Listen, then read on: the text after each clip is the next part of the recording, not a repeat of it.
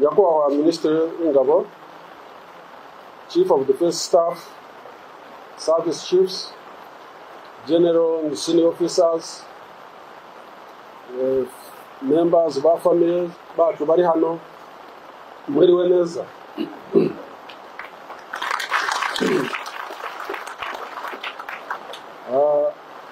Ijambo ryo kuvuga kuri uyu munsi ni ijambo ritoroshye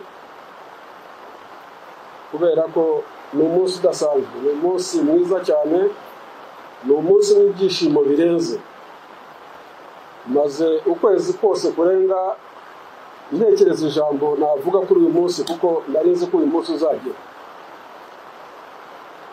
CDS akora lisiti yo kushaka abazajya muri retirement uyu mwaka, twarabiganiriye. Ndamubwira nti niba ukora lisiti banze izina ryanjye hejuru y'abandi bose, abandi bakurikira. Ndabimubwira nawe niko yabyumvaga. Nari nzi rero ko uyu munsi uzagera, ntibaza ijambo nzavuga kuri uyu munsi, numva ari ijambo riremereye cyane, numva ntabona amagambo akwiriye yo kurivuga neza uko nakabyifuza. Ngerageza kwandika amadisikuru yose ndayafuta, ngera aho ngaho mpitamo kuzavuga mbikuye ku mutima wanjye ibyo nshaka kuvuga.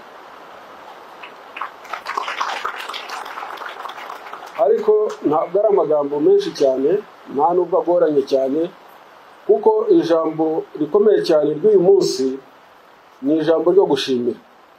Gushimira byimazeyo, gushimira tubikuye ku mutima, twebwe aba generals, aba senior officers n'abandi basirikare bose bagiye mu kiruhuko. Ni ijambo ryo gushimira cyane cyane, dushimira umugaba w'ikirenga w'ingabo za RDF z'u Rwanda, Nyakubahwa Perezida w'igihugu cyacu. Turamushimira byimazeyo cyane. Ni amahirwe adasanzwe, ni n'ishema rikomeye cyane kuba twarabonye amahirwe yo gukorana no kuyoborwa n'umuntu nka His Excellency Perezida w'igihugu cyacu na Komandant in Chief wa RDF. Ni amahirwe adasanzwe kubera ko ni umuntu udasanzwe, ni umuntu udasanzwe. Uko turi hano twese ari abasezeye, ari n'abicaye hano, abenshi bari hano ni abantu babaye mu rugamba rwo kubohora igihugu cyacu kuva ari bato, kuva rutangira. Nubwo bamwe dusezeye ariko n'abandi bose twaratangiranye.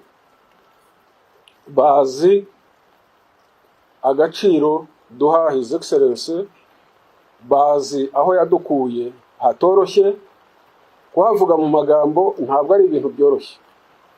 Aho yakuye urugamba rwo kubohora igihugu cyacu, uko yubatse izi ngabo zikarinda zihagarika jenoside, zikarinda n'igihugu cyacu kugeza uyu munsi, nuko zihagaze. Urwo rugendo rwe n'izi ngabo ni amateka akomeye cyane, ariko twebwe tuzi neza uko yabikoraga n'uko yabikoze, twumva dufite ishema ryinshi cyane. Dufite ishema ryinshi cyane, kumushimira ntabwo bihagije mu magambo, ariko bidutera ishema kuba twarakoranye nawe, twaragendanye nawe uru rugendo.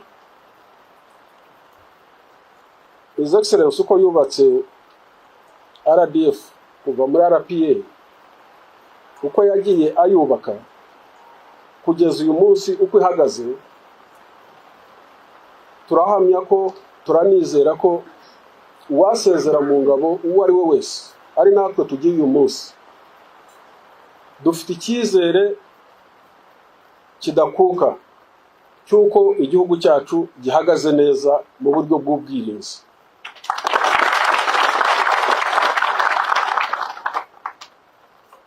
Nyakubahwa Perezida wa Repubulika yubatse RDF idahinduka mu miterere yayo, idahinduka mu myumvire, mu mitekerereze, mu migirire, karagita yayo idatezuka n'umunsi n'umwe ku nshingano zayo, ku buryo uyu munsi imbaraga RDF ifite ziha icyizere uwo ari we wese wageze igihe cyo gusezera mu ngabo kuba yasezera nta kintu na kimwe yikanga.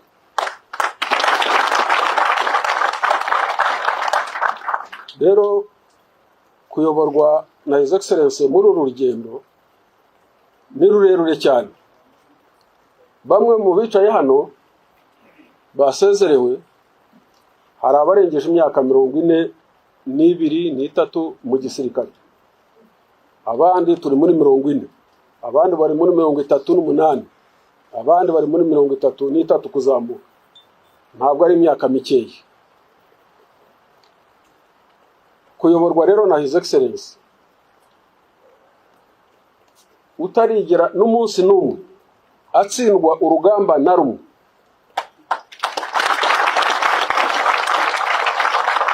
ugakurira ukaba mu ngabo za RDF zitarigera zitsindwa urugamba na rumwe,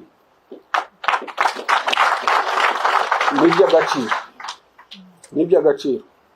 Twebwe abaseze uyu munsi dufite ishema ryinshi cyane, kubera ko ntacyo twishinja, ntacyo tutakoze, ku buryo umurage dusigiye barumuna bacu, dusigiye n'abandi bagikora, ni umurage ukomeye cyane, kandi twizera ko bazakomeza nabo bakawusoza neza. Gusezera mu ngabo, kujya muri retirement, ni umuco mwiza muri RDF. Twawutangiye ufite impamvu yo gukomeza kubaka igisirikare cyacu ngo gikomere. Gusezererwa mu gisirikare ni kimwe no kwinjiza abantu batoya mu gisirikare, kuko igisirikare niko giteye. Igisirikare abantu binjiramo bakageza igihe bagasohokamo. Iyo mugeze mu myaka rero runaka, kubera ko igisirikare gikenera imbaraga cyane cyane z'umubiri, gusezera ni ugutanga umwanya kugira ngo abakiri bato bafite imbaraga bakorera igisirikare, kubera ko inyungu tuzibona mu gisirikare cyacu. Kandi iki gisirikare nk'uko nabivuze, His Excellency aracyubaka mu buryo burambye. Abakibona, abatakizi ukuntu His Excellency yubaka iki gisirikare cyacu, kiratanga icyizere cy'uko igihugu cyacu kizarindwa mu myaka itari hasi y'100 imbere.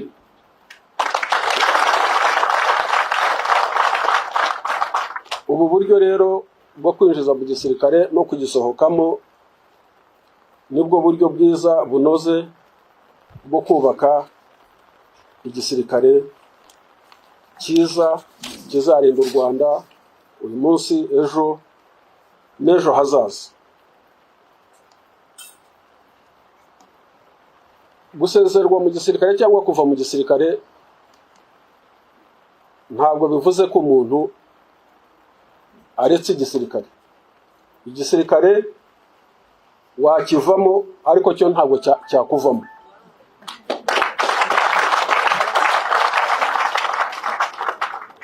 Igisirikare wakivamo, ariko cyo ntabwo kizigera kikuvamo. Ni ukuvuga ko n'abasezeye uyu munsi igisirikare ntikizigera kibavamo. Aho bagiye, ubumenyi bajyanye, ubunararibonye bafite, ubushake, ubwitange, urukundo rw'igihugu, icyaba icyo ari cyo cyose, isaha iyo ari yo yose, usibye ko batanagiye kure, bari hafi y'ingabo, nta cyashobora guhungabanya umutekano w'igihugu cyacu. Aba bagabo bose mubona hano bahari, ntabwo byashoboka. Icyo twakwizeza abantu, abanyarwanda n'abandi bose, nuko igihugu cyacu kirinzwe pe. igihugu cyacu kirarinzwe kandi neza, kandi ingabo za RDF ziratanga icyizere cy'uko igihugu cyacu kizarindwa no mu myaka myinshi cyane iri imbere kubera ubushobozi tubona. Ikintu cyiza kigaragara kandi kikagaragarira buri wese nuko abofisiye batoya cyane, aba bejo bundi abana tubyaye bamaze kwinjira mu gisirikare cya RDF. Uko bakora akazi n'ububasha bafite n'ubushobozi tubabonamo, ni ubushobozi bwiza cyane butanga icyizere gikomeye cyane, ku buryo twakwicara tukavuga ko igihugu cy'u Rwanda gifite ingabo zishimishije.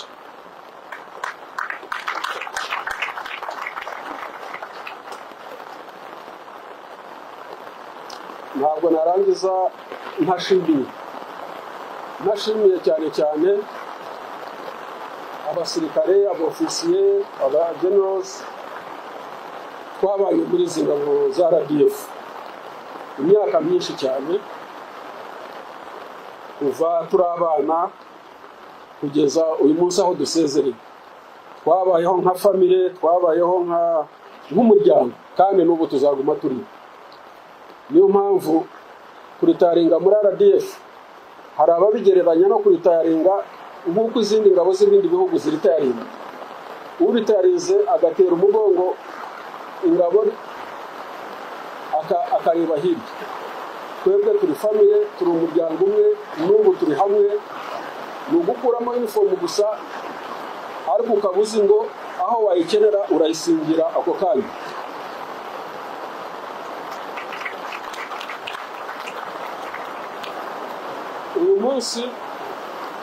Uyu munsi iki cyiciro cy'abasezerewe cyagize amahirwe adasanzwe, cyakirwa na nyakubahwa Perezida wa Repubulika, umugaba w'ikirenga w'ingabo, guhera mu saa 8 kugeza mu mugoroba saa 12. Ayo masaha 4 cyangwa 5 twamaranye, twaganiriwe nawe, tuganira nawe neza cyane, dusubira mu mateka yacu, tuganira aho igihugu cyacu kigeze n'aho kigana, tuganira n'umusanzu wacu aho uzaba ukenewe hose, uburyo uzatanga. Ni ibintu by'ishema cyane, ni ibintu bishimishije. Twicaranye nawe turisanzura, turaganira. Abantu benshi hano, generals, officers, babonye umwanya wo kwisanzura, kumubaza no kuganira nawe no gutanga ibitekerezo. Turabimushimira cyane.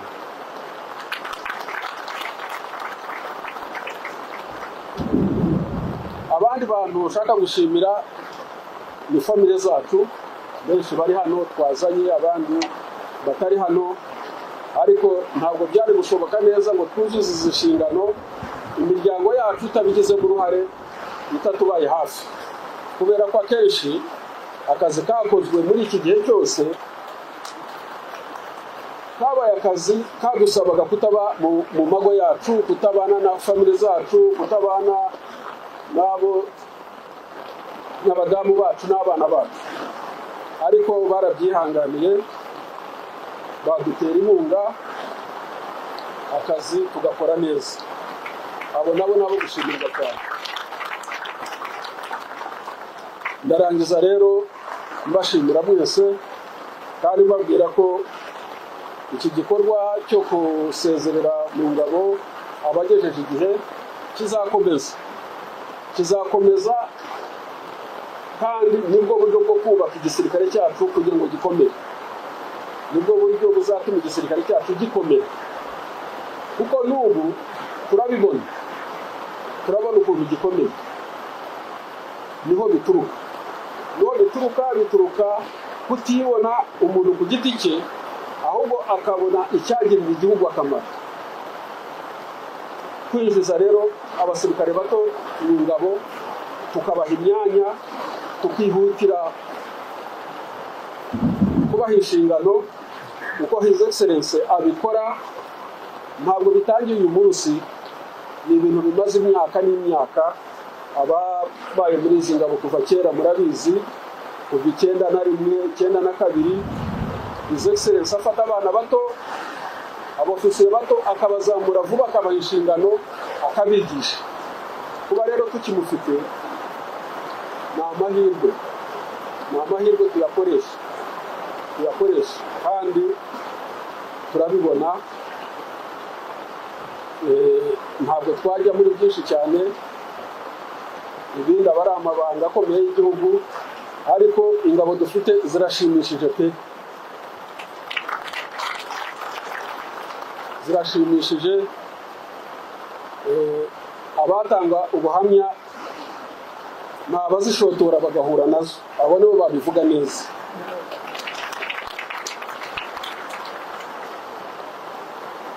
Ndabashimiye rero, nshimiye bagenzi banjye bampaye umwanya wo kugira ngo mbe nabavugira ijambo. Biragoye cyane kuvugira buri umwe wese hano ikimuri ku mutima, ntabwo nabishobora. Dukomeze gushyira hamwe nka family ya RDF, yaba ba retirees, yaba bagiye mbere, n'abazaretaringa ubutaha, n'abakiri mu ngabo. Iyi family niwo musinge iki gihugu cyacu kizubakiraho, nk'uko His Excellency yabivugiye mu Karange 1992. Ni umusinge iki gihugu kizubakiraho iterambere ryacyo. Uwo musinge nta kizawunyeganyeza na kimwe, urakomeye kandi buri gihe urushaho gukomera. Nkaba usoreje rero mbifuriza ibihe byiza, mbifuriza abajya mu biruhuko akazi keza, ariko nkabibutsa ko igisirikare ukivamo ariko ntabwo kikuvamo. Murakoze cyane.